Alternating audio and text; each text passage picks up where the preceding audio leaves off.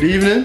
Evening. Black Men Read coming to you with another book review. Yes, sir. My name's Lance Adams. I'm Demetrius Frazier. Right now, we're representing some new gear today. I mean, we got something a little dope for the people out there. It's actually shirt from somebody I follow on Instagram, Reggie Cunningham. He's got a site.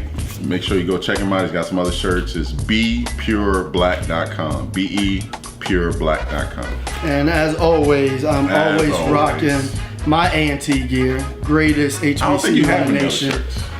North Carolina A&T down in Greensboro, Aggie Pride. We're coming with you this month's book.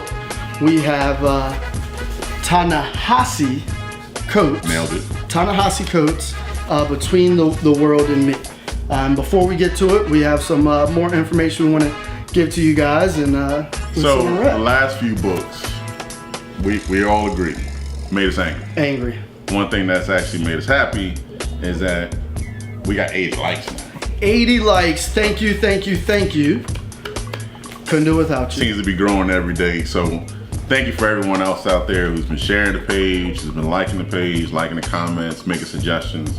And to that end, we also want to thank two of our readers, Jessica and Charles, for picking this month's book, Between the World and Me. It's been a great choice. Thank you. So we want to thank you guys for doing that, and also encourage everyone else to make some suggestions for the next book. It's not a dictatorship. No. So if you have a book that you think that you want to read, that could be good for the group, you want to go to facebook.com, Black Men Read Now. So if you just go into search, it'll come up.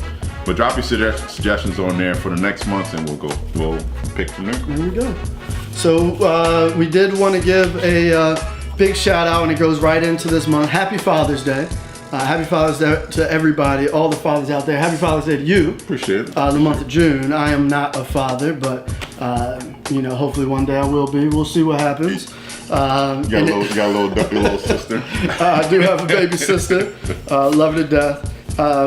And that really ties in. But if you've read the book, or if you haven't read the book, this is really the perfect book for this month, the month of Father's Day. It is a great story. And I guess without further ado, we have some topics that we're going to hit on it. We're going to keep it short and sweet for you guys. Sure. And hopefully you'll go out and read it if you haven't, and give us some feedback if you have. You want to get right to it? Let's get right to All right. the book. So you know how I do. I always try to grill you from the beginning. He has not seen these questions. So first off, we want to talk about this concept of the body.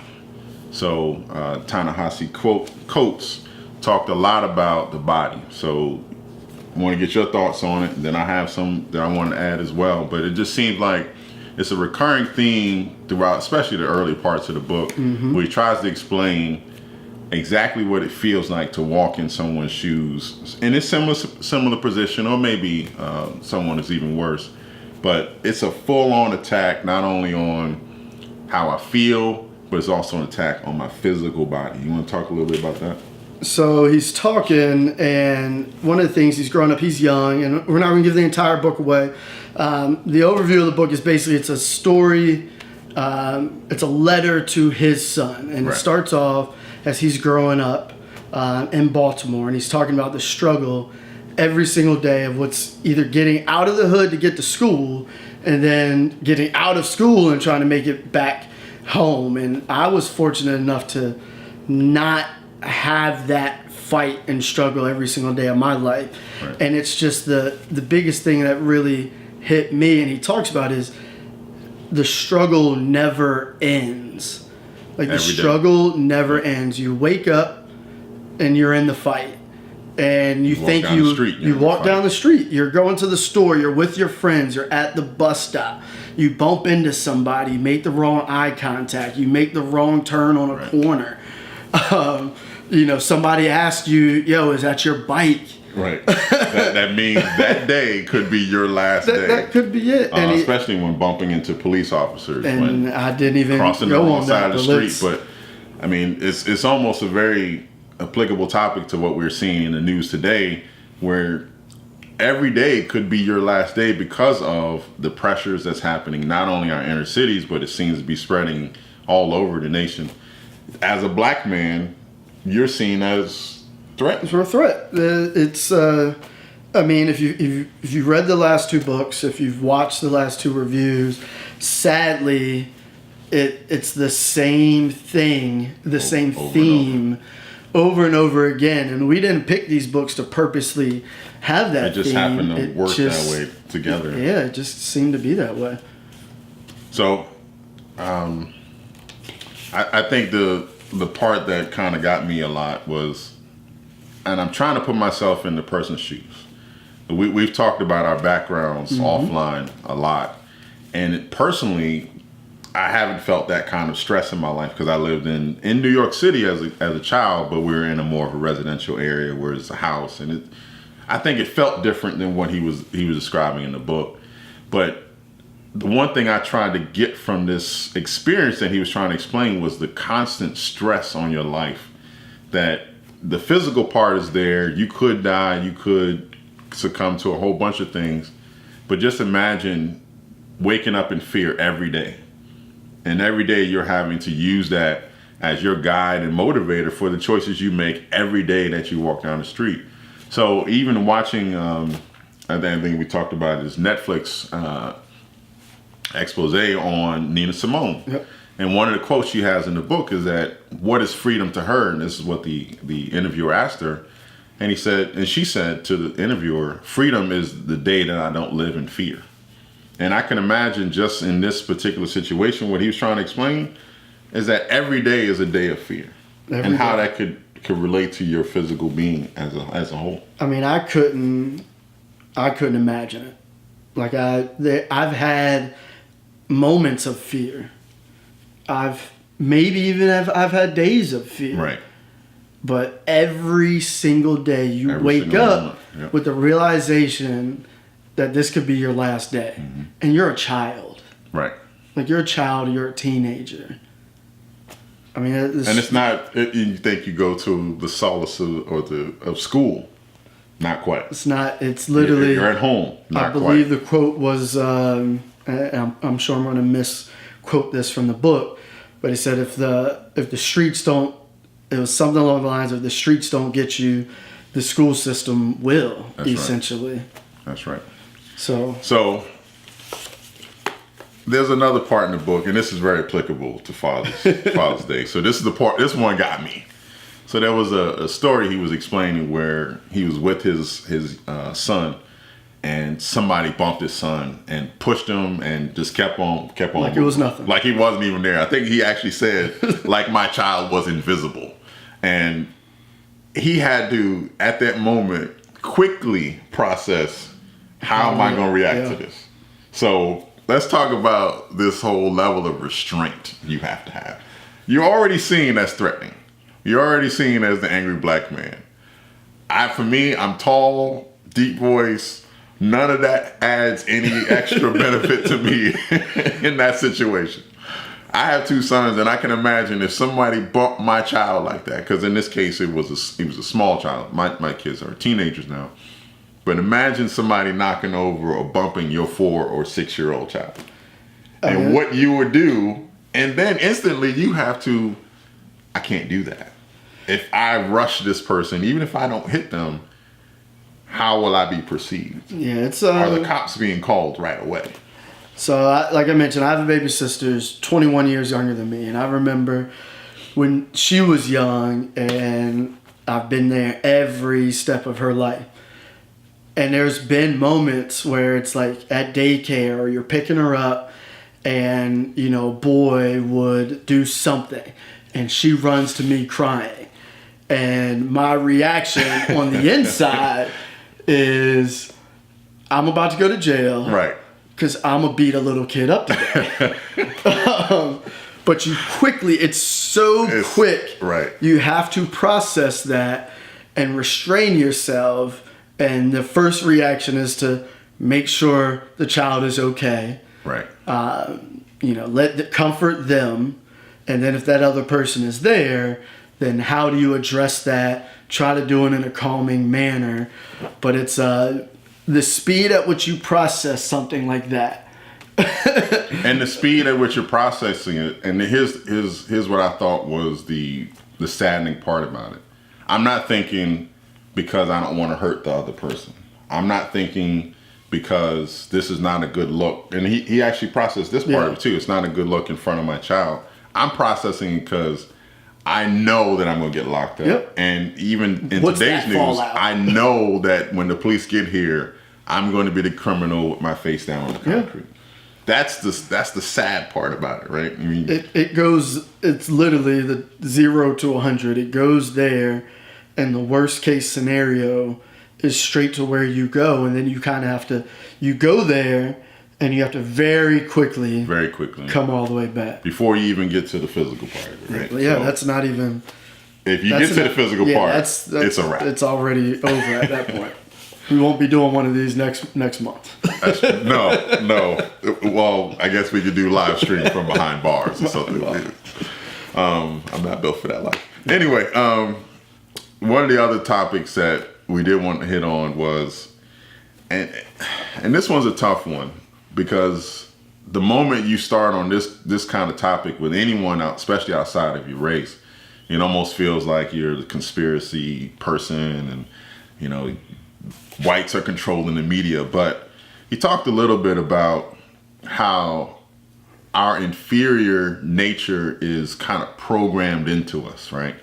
He said, there's parts in which our TV and everything else, our education specifically, the stuff it would show us as dominant people or kings or accomplished people is taken out and removed from education. But the stuff about us possibly being, natives and running around in little clothes, that stuff is pushed out there a lot. We all know that. And we all know those stories, right? So, you go to the movies. You watch a movie like King Kong. When we're on there, we're never the guy in charge. Nope. We're not the doctor that finds the cure for some in a movie like that. The assistant. We're the assistant that gets shot, or something like that. And it's almost, if you step back for a second and look at all the stuff that's presented to us, it's almost always presented as we are inferior. It's programmed in. But how do we change that? And that's the part that we kind of struggle with. We want to teach our kids, and we want to educate them, and we want to make sure we're reaching them. Doing stuff like this is important. But at the same time, why should that struggle be there? Why should I have to actively fight against the natural education of the kids in general? I mean, why? Because we have to.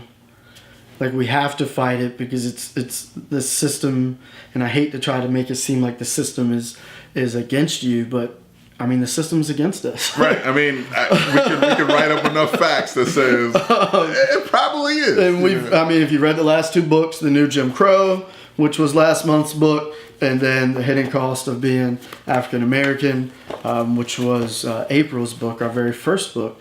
It talks about some of that stuff more in depth, but one of the things, and we get so much from film and culture, and it ties right in. So we've had, and I think we're making great strides in TV shows and media that are more positive and put black characters and roles and directors in those positions. But then you get the negative side of that, and I think of just very recently, the trailer for Black Panther came out. That's right. Big movie. Produced, starring a black actor, almost an all-black cast, black director, for a major company for Marvel. Huge movie. We're talking millions and millions of dollars behind it. And they released the poster, and they released the trailer, and it felt like two different types of feedback. You had, I'm not going to quote and say all black people, but overwhelmingly positive. Everyone on my feed said, I'm watching it twice. Done. First day. And then you had a section of people that said it was, to quote, too black, too threatening, because it showed a black king on a throne. Right. Which is very odd. The too black part is very odd. Because I go to a lot of movies and I got to search for the black guy. It's odd. It's an odd comment. I can tell you, I think the last year has probably brought me my favorite, what I call the most black show on television, which was Luke Cage. If you haven't watched it, Netflix. Awesome show. I think it's the most black. But I think we're moving in the right direction, and and the reason I think it starts a lot with media is because that's what everybody sees. Your kids see it at young ages. They see it in TV shows. They see it in movies, and I think we're moving in a good direction there. And one of the points that we have to make is that as these directors, as these writers, as all of these actors are starting to push out and try to control that narrative by coming out with movies, distributing their own TV shows, and actually in some cases, I hope I read this right, Florida A&M trying to come out with their own TV station. I hope I read that right. That'd be big. That would be big. But once we start doing these things, we have to support it. Have to support it. We have to go out, and I know it's tough, and we all say we don't have money and whatever, but we find the money when we want it, right? For the things that we need. This is stuff that if it takes us having to watch it on the internet, if it takes us having to download something that may not be on iTunes, we have to go out and support these things because that's the only way to keep that wheel turning. And in this case, that's how you change the narrative. So in media, like you said, is very important. They have great access to our kids and to their minds. And if we don't control that TV box, we don't control the internet with stuff that is very positive and can push that going forward, we will never get there. No. So I think that is a great point. I think that's the only way we get there is to try to move forward. And I think, and it's funny you mentioned this, how these books kind of tie together. Yeah. Wasn't intentional. We picked one book individually because we thought they were great topics, but I think all of them kind of piggyback on each other, different perspectives. Again, one is talking more about the incarceration, how that affects us. One is talking about his journey through life. One is talking about the financials. All of these things kind of tie into, and what that tells us is that it's a full picture. Yeah. We have to look at it as we have to attack each part of it. And so one of the things I caution everyone as a reader, as people who are trying to move to progress, is we can't look at it, well, that's not going to solve the problem. This is a very complex problem. As Michelle Alexander posted in her book about the cage, the bird cage, and I remember that example, and he talked about it as far as policies are concerned. We have to look at it as it is not just a one answer fix. And he talks about it in this book. When he was at college, he spends a lot of time talking about Howard University. So I'm going to shout Howard University out. That's right. He calls it the Mecca, and he talks about when he went there, and he would read, and he would spend so much time in the library reading, and he'd read one book, and he'd think he had the answer in the direction. Then he'd read another book, and it would completely contradict it. So we're not, we don't have all the answers. No. But I think what each of these books has taught us so far is that it's not the answers that we're here to provide. We want to start that dialogue with the questions. Right. And that's where we need you guys. We've gotten, like we mentioned, a lot of likes. We've picked up more likes in the past week than we've had in a little bit. So, and it's people I don't even know. So I definitely appreciate each and every one of you. But we want to hear from you. What do you want to read?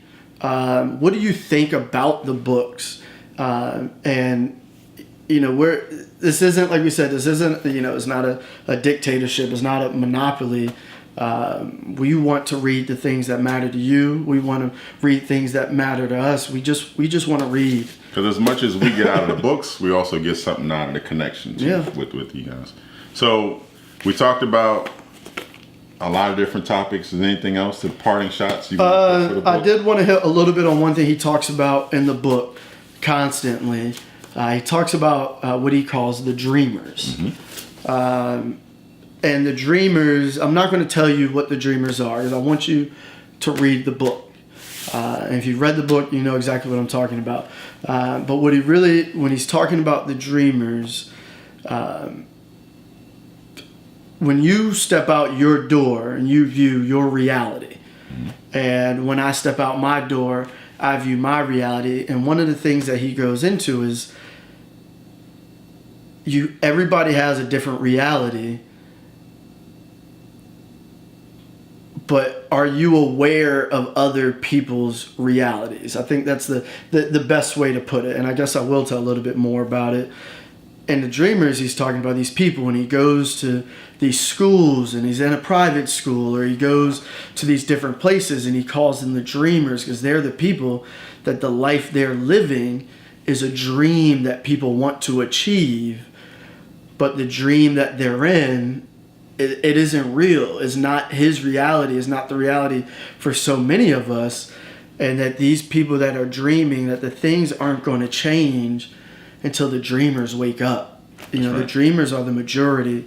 So think about that. Maybe you're in that position. You're joining in with us. We'd really appreciate it. Maybe it's opening some eyes. But one of the big things I took away from this, and I take away from all the books, is sometimes you have to step out of your reality. That's right. And put on somebody else's shoes. Put on, their sunglasses and view things from their lens. I think it makes a better appreciation of everything that you have going on, and hopefully, provide some questions that, we can get dialogue started to answer some things that'd be better for everybody. I think what we've gotten from each one of these is that I'm black, you're black, we grew up in different areas and different parts of the country. That doesn't mean that we experience everything that has been, told about in these books, especially in the Coates book. There's some stuff in there. I was like, I grew up in a big city. I didn't have that big city experience. Baltimore is a rough place to live. Yeah. I mean, and there's some parts of the city where this is the experience, and it's still this experience, even though he's well past that time where he lived there. So let's keep sharing. Let's keep talking. Let's keep having this dialogue. And even as we pick the next couple books, maybe there's a book that has touched you or something that you think would kind of match up with some of the things that you want to talk about. Let's make sure we have that. And to that point, drop us a note on the Facebook page.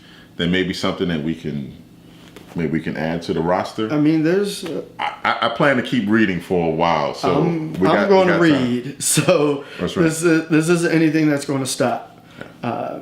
So any feedback would be appreciated. Any recommendations would be appreciated. I mean, like we said, we chose this book based off of recommendations from other people. Right. I never heard of Mr. Coates. I've never heard of this book. And when I went to the store to buy this book, I saw another book that was written from his father's perspective that I'm going to pick up and read. And it's not even it may not even be on our list. That's right. We may get around to it next year. So are you starting to feel like where it's like, if I don't read, it's the anomaly now? Yeah. I mean, reading. Every day I feel like I should be picking up something. If it's not the Wall Street Journal, if it's not a magazine that I have, it's this book. I actually picked up a Walter Mosley book because this book was relatively short based on the other books that we've had. But I read this one pretty quick, and I was like, I'm itching to read again. So it's even though the Walter Mosley is a crime novel, it's a nice book. It's a great author, by the way. We may have to put that one on the list as well. I'll be more than happy to read it again. But going forward, I think we want some feedback. We want some suggestions. Do you want to add anything else? No, I want to thank everybody for joining in that's watching. We want to talk about what we have coming up next month in July, and maybe perhaps what we have going on in August. So next book's a classic, Ernest Gaines, A Lesson Before Dying. It is a book that I read probably in college. I won't say how many years ago that was. But we definitely, that was a suggestion as well. So on one of the posts we had, we asked for feedback. This is one that came up. August, we want to go a little lighter. We know it's summertime, maybe on the beach. Last thing you want is to be angry. So hit us up on the Facebook page, give us some suggestions. Maybe there's something that's hit your list and you just haven't had time to read it. Well, now's the time to read it. So let's get some suggestions around that one as well.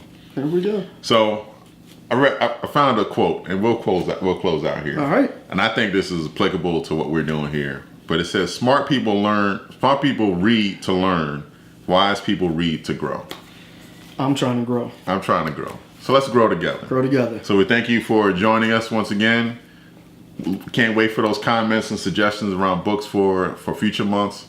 Have a good night. Thank you, guys.